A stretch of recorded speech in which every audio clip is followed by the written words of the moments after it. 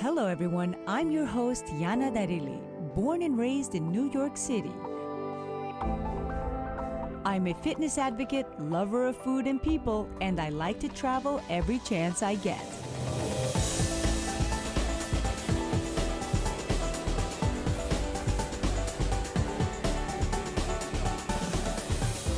So be sure to join me every week as I sail the Mediterranean blue. Welcome to another episode of Mediterranean Blue. Let's explore picturesque Greek islands and enjoy the beauty of the Mediterranean Sea.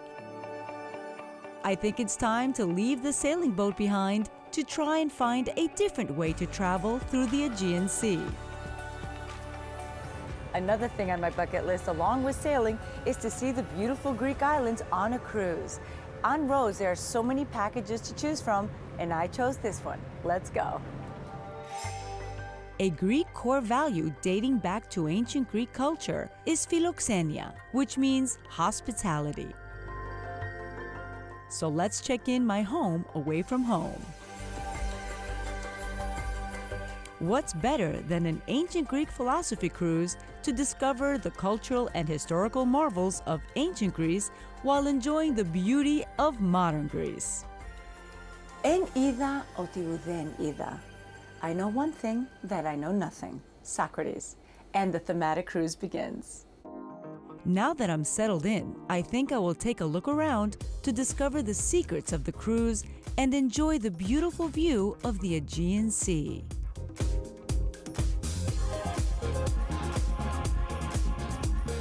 So many things are going on here. People are really enjoying themselves. I think this cruise is going to be a lot of fun. But first things first, let's visit the spa. The Sauna Health Spa offers various packages from expert full body massage to deep beauty treatments. I think I'm going to treat myself to a luxury aromatherapy facial massage. The spa was so relaxing and rejuvenating. A perfect way to end my first day on board. I can't wait for my first stop tomorrow at Crete.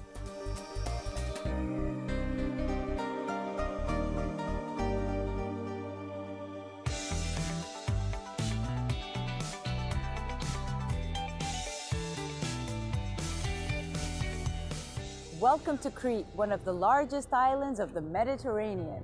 We've just arrived at the port of Agios Nikolos, which is part of the Lasiti prefecture along with Elunda. This area is famous for its lovely town, beaches, and five-star hotels. Agios Nikolos was named after Saint Nicholas, the patron saint of sailors and of all of Greece. What a beautiful little town. I left the port behind and I'm heading towards a Cretan olive oil farm.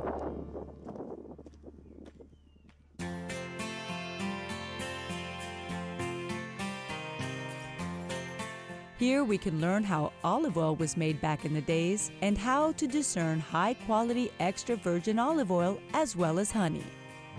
A variety of activities, including ceramic workshops, is provided. Their well-tended herb garden also offers a great opportunity to learn about the herbs and how to cook with them. I was lucky enough to run into a cooking demonstration based on local recipes. On the menu today is dolmadakia, stuffed grape leaves with rice, tomato, and a lot of herbs. I decided to join the group. It wasn't that hard. I'll definitely try it at home.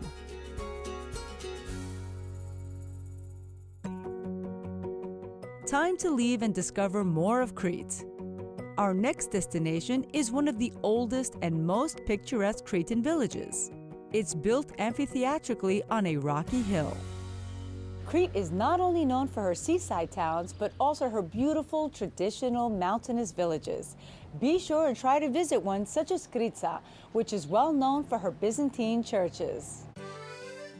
I take a stroll in the narrow streets of this village full of history. As olive trees are abundant in the area, hand-carved olive wood artifacts are ever present.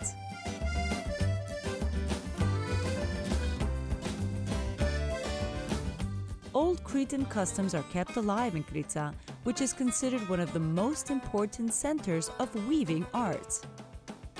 Another tradition is the engraving of handmade Cretan knives with small rhymes called mandinades.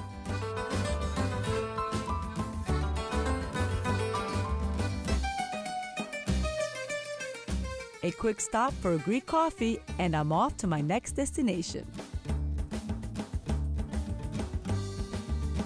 We drove to the capital of Crete, the bustling city of Iraklion, which has a beautiful port that's surrounded with a medieval castle and the world-famous ancient Minoan settlement of Knossos of the legendary King Minos. The modern city of Iraklio was once occupied by Arabs from the Iberian Peninsula, thereafter conquered by Venetians, Byzantines, and Ottomans, as reflected by its marvelous multicultural architecture.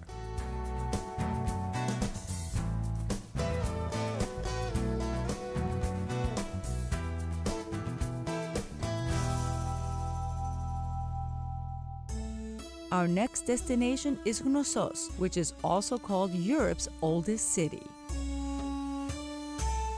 The name Knossos survives from the ancient Greek references to what used to be the major city of the island.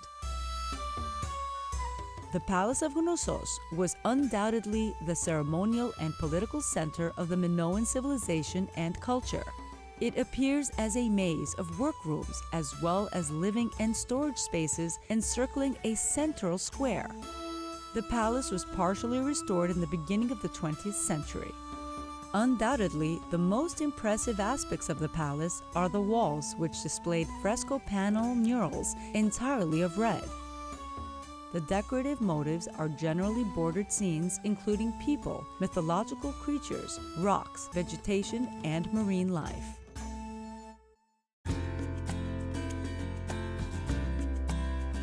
A wonderful day has come to its end, and I can't wait for the onboard activities. The evening is filled with festivities. Let's go experience an ancient Greek symposium.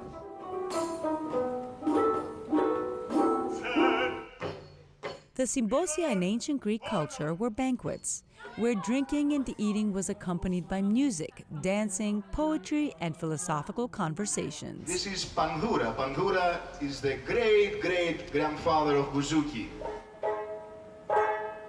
This horn from a goat. Ancient Greek music performed with musical instruments and dances from that era accompany a menu inspired by ancient Greek cuisine.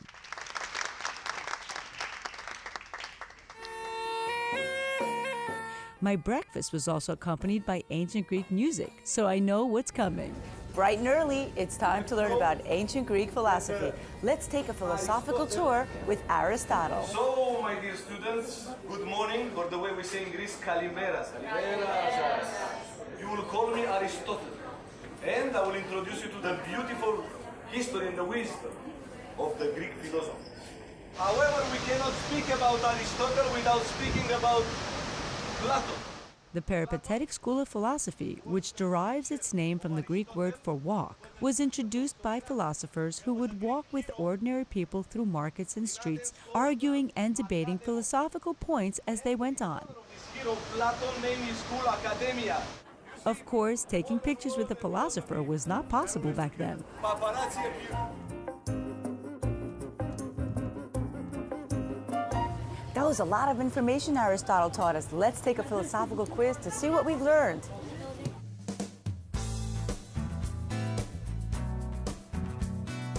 Aristotle was a student of Epicurus, Plato, or Socrates. Put your answer, which you already know. Just put down. Put it on your paper. Next question is this. Who said, I know that I don't know nothing? Socrates. Correct. Give one more big round of applause. Well, that was entertaining and educational. I think the boat is approaching another beautiful Greek island.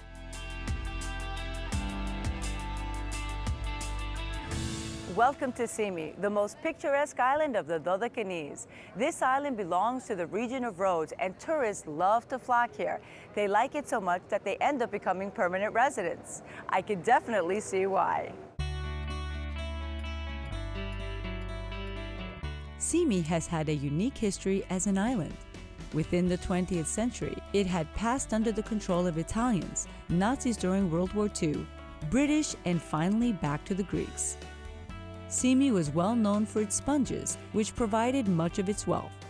It attained the height of its prosperity in the mid-19th century, and many of the colorful neoclassical mansions covering the slopes near the main city date from that period.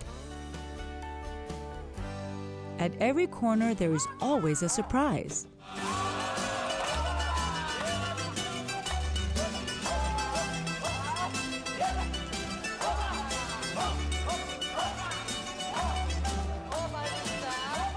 It was so much fun, but it's time to go.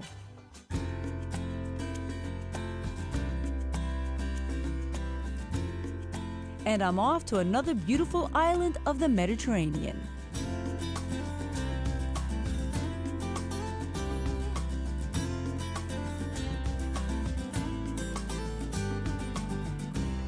We just arrived to Chios, island of the treasured mastic resin and many medieval villages. Chios is a wealthy island abundant in agriculture and mastic trees, which mysteriously grow only in the southernmost part of the region. Mastic was so valuable that it was traded for gold in past history. I'm on my way to Pyrgi, better known as the Painted Village, due to the mostly black and white decorative motif of its houses called xista. The village didn't suffer damage from the big earthquake that hit the island in 1881, and so it managed to preserve its authentic medieval style. Chios has its own distinctive architectural style since the 14th century, and when one visits the village of Pyrgi, they can admire the medieval design outside the homes.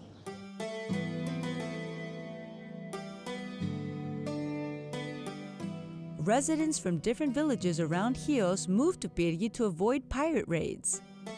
Pyrgi was considered safe, as its stone houses were built attached to each other, forming a defensive wall.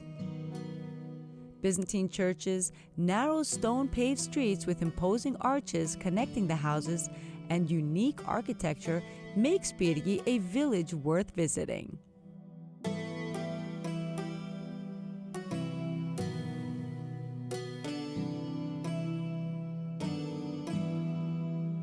In 1474, Christopher Columbus arrived on the island of Chios. Historians say that he lived here for many years, and legend has it that this is his home right here behind us because of an old coat of arms that bears his name. The know-how of cultivating mastic on the island of Chios is on the UNESCO Intangible Cultural Heritage List. Our next destination is Mesta, which along with Pyrgi belong to the famous mastic villages called Mastichochoria. I came to visit Mesta, one of the most beautiful fortress villages and the most well-preserved medieval and mastic villages on the island that was developed in the 12th century. You can smell the flowers everywhere.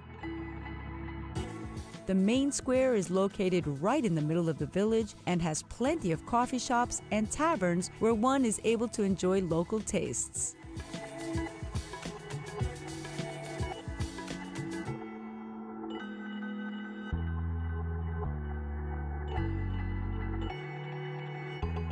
The narrow alleys were built in a maze pattern for defensive reasons. Even if the enemies managed to get into the castle, they got lost in the labyrinth-like village and were easily defeated by the locals. Since all roofs are interconnected through small bridges, we can cross the whole town without ever touching the ground. Mesta is also a completely car-free village. I will miss Mesta, but it's time to continue with my journey.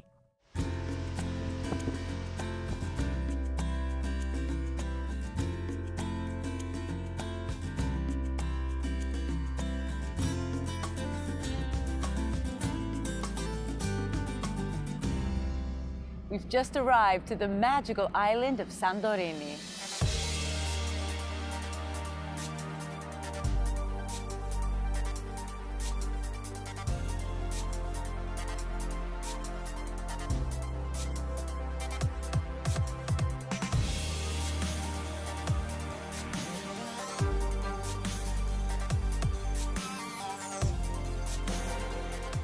I got on a vessel that will take me to the island. The view is breathtaking.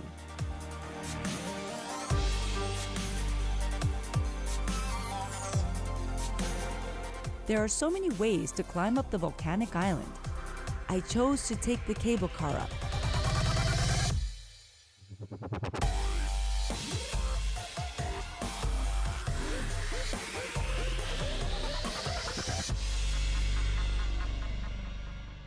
Welcome to Santorini, one of the most unique and magnificent islands of Greece, and one of the most visited destinations in the world. Santorini is essentially what remained after many volcanic eruptions that destroyed the earliest settlements on a formerly single island, and created the current geological caldera, as the crater caused by the eruption is called. We came up to the capital of Santorini, Fira. This is a very cosmopolitan town where all the government buildings are, museums, cafes, restaurants, great shopping, and the most beautiful view of the caldera and the active dormant volcano.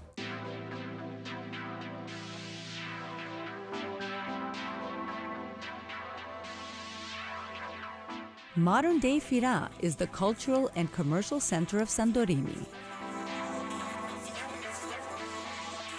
The history of Fira as a settlement started during the second half of the 18th century, when the Venetian nobles and Catholic community abandoned their original castle after a prolonged period of earthquakes. The strategic location of Fira allowed the town to prosper without any fear of pirate raids. Nowadays, the caldera edge is layered with hotels, cave apartments, and infinity pools.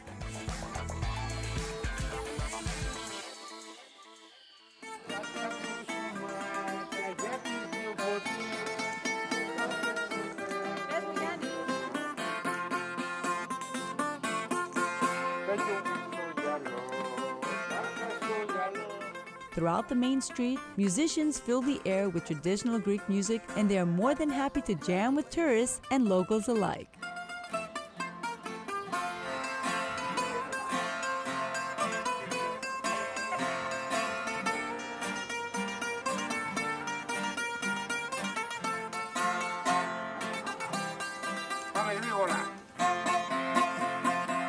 Rock and roll, baby!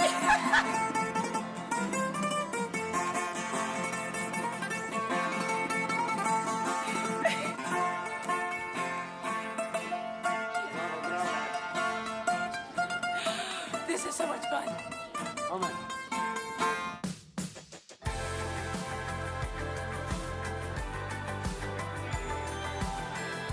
A 30-minute drive and I arrive at Ia.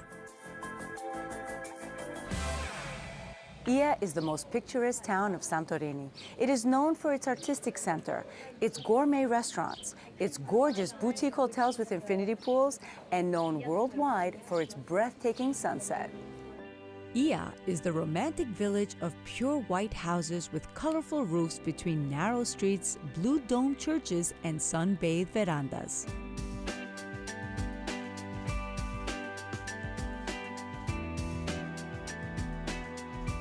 Ia may not have the nightlife you can enjoy at Fira, but its main pedestrian street has plenty of little shops and many art galleries, as many artists fell in love with the area and settled here. After a big earthquake during the 1950s, Ia was all but abandoned. 20 years later, Ia was redeveloped with the aim to preserve, restore, and find new uses for selected houses and architectural ensembles representative of the traditional Greek architecture.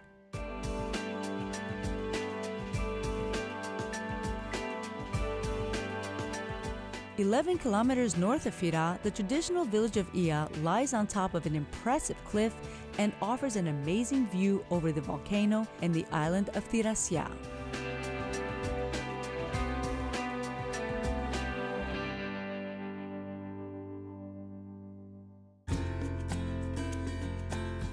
Back on the boat for my last destination of this exciting trip.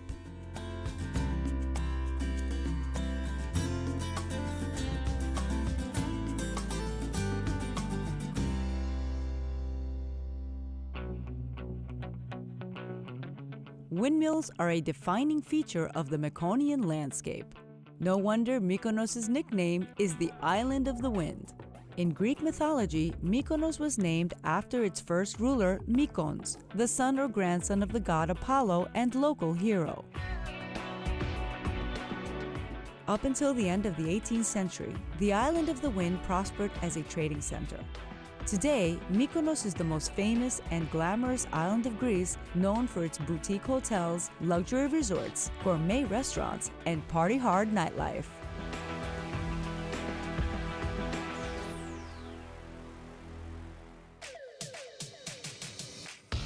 Speaking of amazing luxury resorts, I'm about to visit one and enjoy a cocktail with a breathtaking view of the Mykonoan sunset.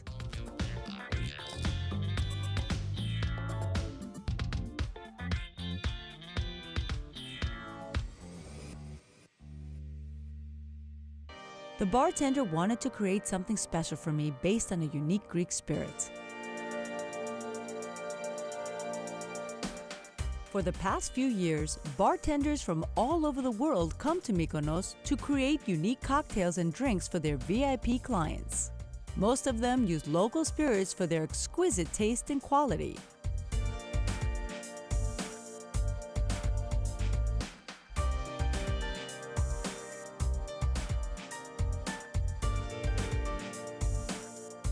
Every cocktail is a piece of art on the Island of the Wind.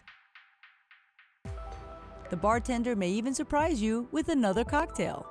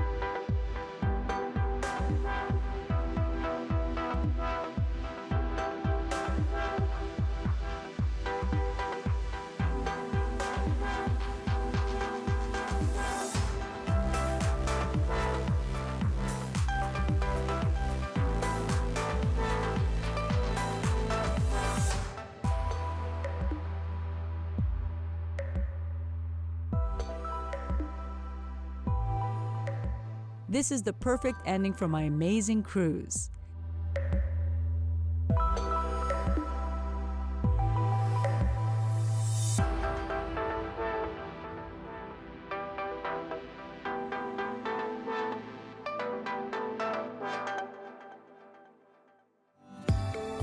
Join us on our next episode of Mediterranean Blue, where we visit the beautiful island of Samos.